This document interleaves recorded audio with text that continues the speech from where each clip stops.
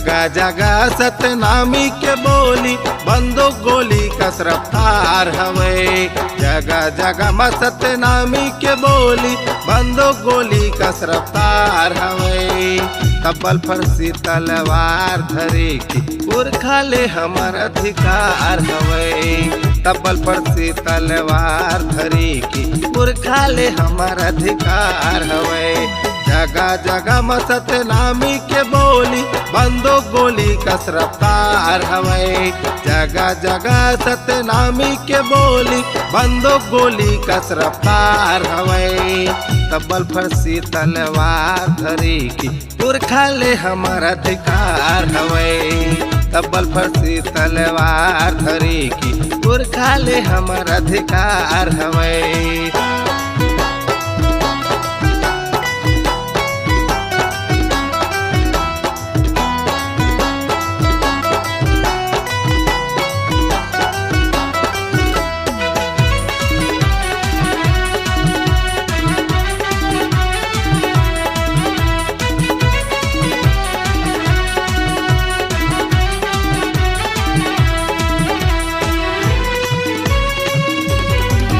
अरे नो है रे झूठ बैरी, नो है लबारी, पढ़ ले इतिहास ले ले जानकारी।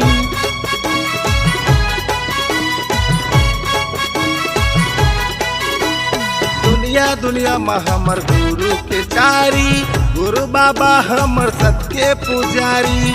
घासी बाबा हमर सत के पुजारी। जगह जगह सतनामी के चर्चा, छत्तीसगढ़ में खुलेआम हवे।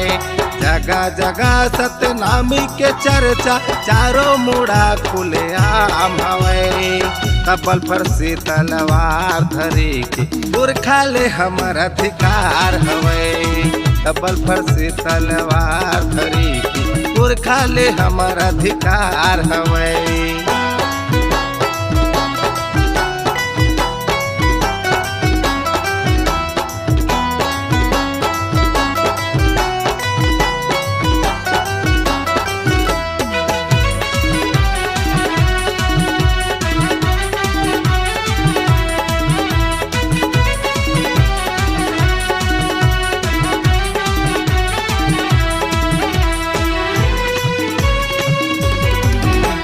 धन ले बे पंगा बैरी पर ही महंगा भारी, नहीं चल बैरी रे तुहर अत्याचारी।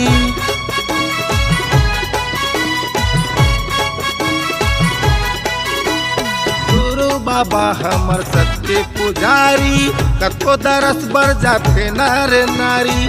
कतो दर्शन बर जाते नर नारी। जगह जगह हमर बाबा के चर्चा, चारों मुड़ा खुलेआम हवे। जगह जगह में गुरु बाबा के चर्चा, चारों मुड़ा खुलेआम हवे। सादा रंग झंडा निशानी हमर सतनामी के पहचान हवे। सादा रंग झंडा निशानी हमर सतनामी की ये शान हरे। जगह जगह सतनामी के बोली, बंदूक गोली कस रफ्तार हवे। जगह जगह में सतनामी के बोली, बंदूक गोली कस रफ्तार हवे। तबल फरसी तलवार धरे की पुरखा ले हमर अधिकार हवे। तबल फरसी तलवार धरे की पुरखा ले हमर अधिकार हवे। पुरखा ले हमर अधिकार हवे। पुरखा ले हमर अधिकार हवे। पुरखा ले हमर अधिकार हवे।